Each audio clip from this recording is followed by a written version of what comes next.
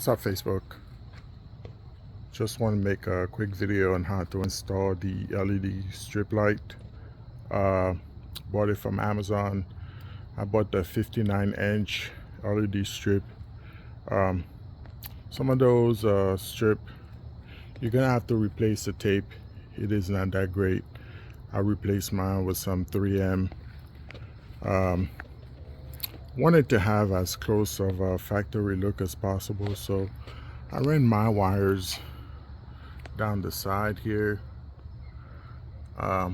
through this hole in the hood, and had them come out here.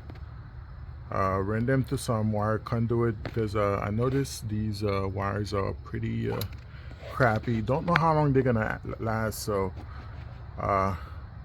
I just want to give them some extra protection. So if you're gonna do this setup just the way I did, you're gonna have to extend those wires. So I ran mine underneath the cowl here and had them come out here.